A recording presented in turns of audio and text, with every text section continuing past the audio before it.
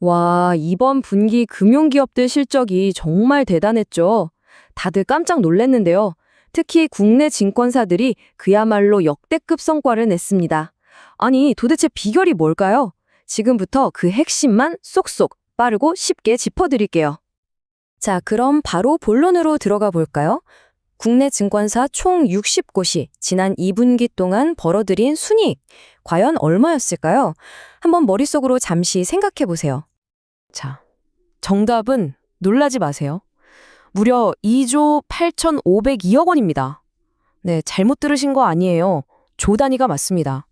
이 숫자는 역대 분기 실적 중 최고 기록으로 금융시장이 아주 발칵 뒤집혔죠. 아니, 2조 8천억. 이게 얼마나 큰 돈인지 감이 잘 안 오실 수도 있는데요.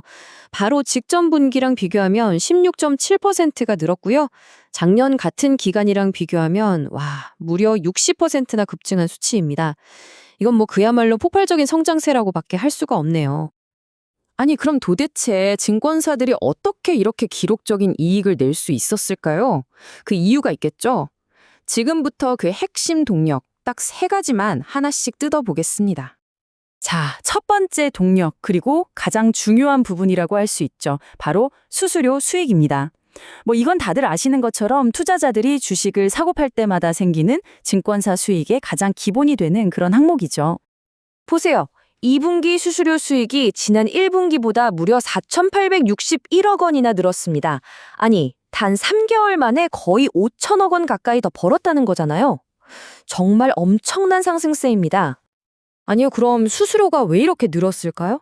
답은 아주 간단합니다. 시장 분위기가 확 살아나면서 하루 평균 주식 거래 대금이 무려 31% 넘게 폭증한 거예요. 그러니까 더 많은 사람들이 더 활발하게 거래를 하니까 그 수수료가 그대로 증권사 이익으로 연결된 거죠. 아주 심플하죠? 자, 두 번째 핵심 동력은요. 이건 좀 의외라고 생각하실 수도 있어요. 바로 외환 관련 이익입니다. 그러니까 환율 변동으로 돈을 번 거죠. 이게 정말 재밌는 부분인데요. 외환 관련 이익이 1분기에는 한 3천억 원 정도였거든요. 근데 2분기에는 7천억 원을 훌쩍 넘기면서 무려 127%나 폭증했습니다. 와, 이건 사실 예측하기 힘든 변수였는데 이번 분기 실적에는 정말 어마어마한 효자 노릇을 톡톡히 한 셈입니다. 그리고 마지막 세 번째 동력입니다. 바로 대출 관련 이익이에요. 말 그대로 증권사가 투자자들한테 돈을 빌려주고 얻는 수익을 말하는 거죠. 네, 우리가 흔히 B2 할 때 쓰는 신용거래 용자 같은 거요. 이렇게 투자자에게 돈을 빌려주고 받는 이자 수익 역시 아주 든든한 성장 동력이었습니다.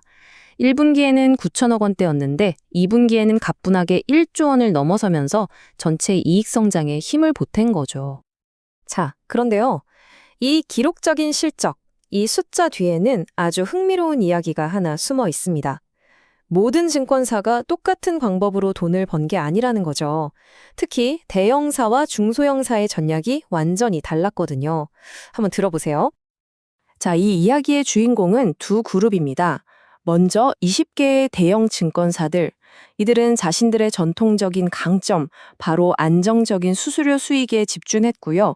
반면에 나머지 40개의 중소형 증권사들은 전혀 다른 곳에서 성장 동력을 찾아냈습니다. 그리고 바로 이 지점에서 이야기의 반전이 시작됩니다. 증권사가 자기 돈으로 직접 투자하는 걸 자기 매매라고 하는데요.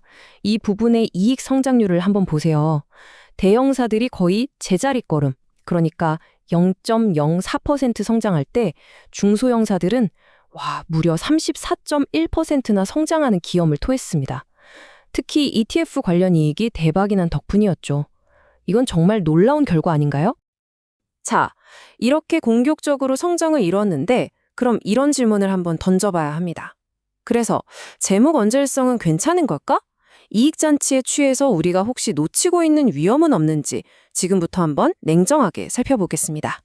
재무 건전성을 보려면 먼저 이 순자본 비율이라는 걸 알아야 하는데요. 어렵게 생각할 거 없고요. 그냥 회사가 얼마나 튼튼한지 보여주는 금융 쿠션이라고 생각하시면 됩니다.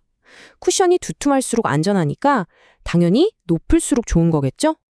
자, 일단 좋은 소식부터 알려드릴게요. 다행히도 이 금융 쿠션, 즉 순자본 비율은 모든 증권사에서 더 두꺼워졌습니다. 대형사, 중형사, 소형사 할 것 없이 모두 재무적으로는 더 튼튼해졌다는 뜻이죠. 일단 한숨 돌릴 수 있겠네요. 하지만 이야기가 여기서 끝나면 재미없죠. 두 번째 지표, 바로 레버리지 비율을 봐야 합니다.